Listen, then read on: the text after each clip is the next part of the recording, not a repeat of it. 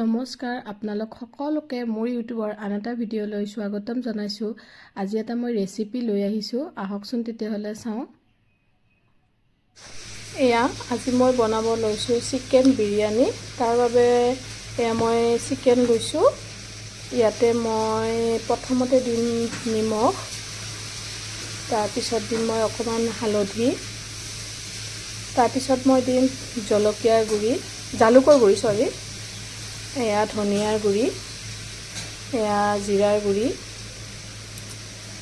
এতিয়া দিম মই ইয়াতে বিৰিয়ানী মছলা, আৰু ইয়াতে দিম মই ৰেড চিলি কালাৰৰ কাৰণে দিম, আৰু ইয়াতে দিলোঁ আৰু চিকেন মছলা, ইয়াতে দিম মই দৈ, এইখিনি দৈ দিলোঁ, আৰু দিব আছে মই আদা নহৰুৰ পেষ্ট। এয়া এতিয়া দিম মই আদা নহৰুৰ পেষ্ট, তাৰপিছত দিম মই এয়া পিঁয়াজ ভাজি লৈছিলোঁ, এইখিনি পিঁয়াজ দি দিছোঁ। এতিয়া এইখিনি ধুনীয়াকৈ সানিব লাগিব।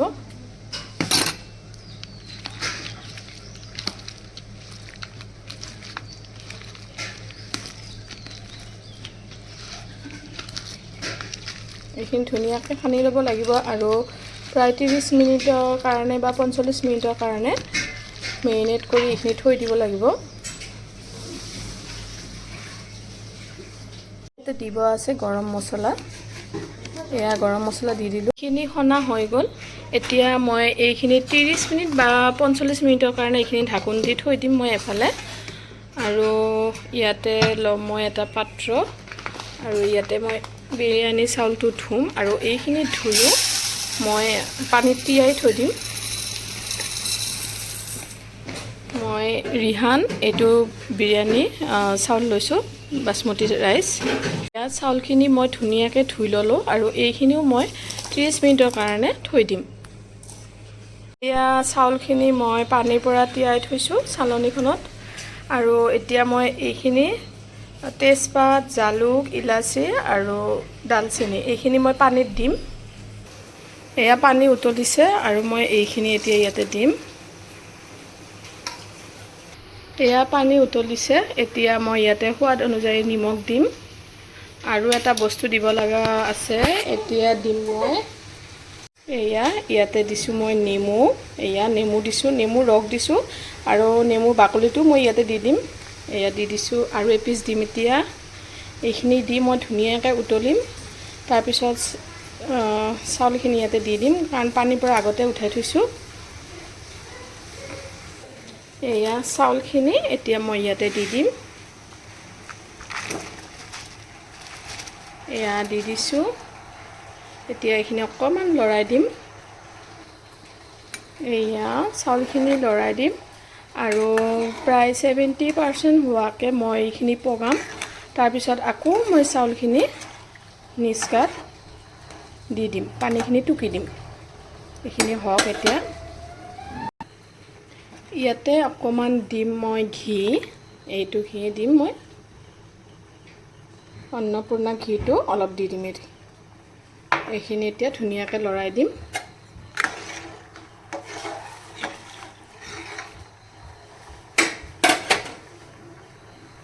এয়া এইখিনি ধুনীয়াকৈ উতলিছে আৰু প্ৰায় হৈ গৈছে। মই এতিয়া গেছটো অফ কৰি দিম, আৰু এতিয়া মই এইখিনি ইয়াতে চালনীখনত দিম, আৰু গোটেইখিনি দিম। এইখিনি গোটেইখিনি দি লওঁ।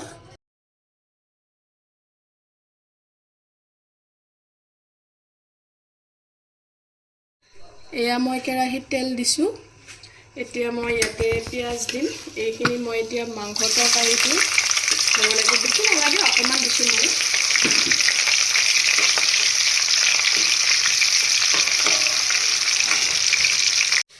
এয়া পিঁয়াজ হৈছে প্ৰায়। এতিয়া মই মাংসখিনি ইয়াতে ঢালি দিম। এয়া মাংসখিনি এনেকুৱা হৈছে, ইমান দেৰি থৈ দিছিলোঁ।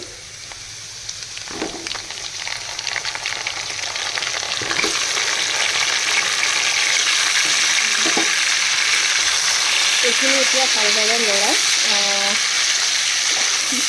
প্ৰায় 80-70 এনেকুৱা 80 বা 70% হোৱাকৈ এইখিনি বনাব লাগিব ধুনীয়াকৈ।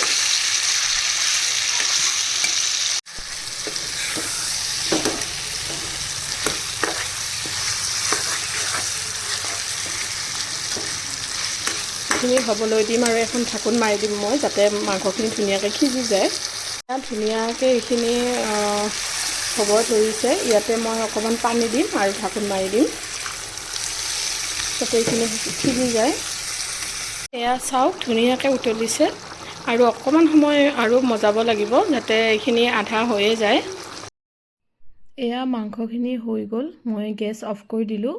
এতিয়া ইয়াৰ ওপৰতে মই ধুনীয়াকৈ চাউলখিনি এটা লেয়াৰ কৰি দি দিম। গোটেইখিনি মাংস ঢাক খোৱাকৈ মই ওপৰত চাউলখিনি অলপ অলপকৈ গোটেইখিনি ধুনীয়াকৈ দি দিম। এয়া চাওকচোন বৰ ধুনীয়াকৈ অকণমান অকণমান কৰি দিয়া গৈছে যাতে ধুনীয়াকৈ কাভাৰ হৈ যায় আৰু মাংসখিনিৰ ওপৰত।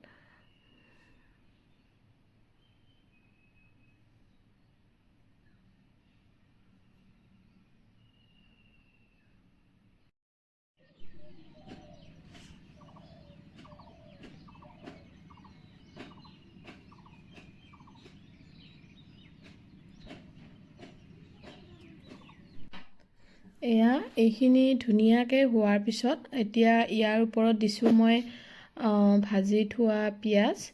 তেতিয়া মই অকণমান মাংসত দিছিলোঁ আৰু অকণমান থৈ দিছিলোঁ যাতে এতিয়া মই এইখিনি দিব পাৰোঁ। এয়া মই ভাতৰ চাউলৰ ওপৰত ধুনীয়াকৈ পিঁয়াজখিনি দিলোঁ আৰু তাৰপিছত ইয়াৰ ওপৰত মই অকণমান ঘি দিছোঁ। আৰু আচলতে আপোনালোকে কালাৰ ফুড ব্যৱহাৰ কৰিব পাৰে, কিন্তু মই কৰা নাই। আৰু ইয়াৰ ওপৰত দিছোঁ মই অকণমান চিকেন মছলা আৰু অকণমান গৰম মছলা, এইখিনি দিছোঁ গোন্ধটোৰ কাৰণে দিছোঁ। এনেইতো আমি মাংসত এই গোটেইখিনি দিয়াই আছে। এইখিনি এতিয়া ধুনীয়াকৈ দিয়া হৈ গ'ল। এতিয়া আকৌ ঢাকোন মাৰি মই গেছটো কমকৈ দি দিম যাতে ওপৰৰ পৰা তলৰ পৰা ওপৰলৈ ধুনীয়াকৈ হৈ যায় আৰু ধুনীয়া গোন্ধ এটা ওলাইছে। এয়া চাওক মই লৰাই দিছোঁ, প্ৰায় হৈয়ে গৈছে।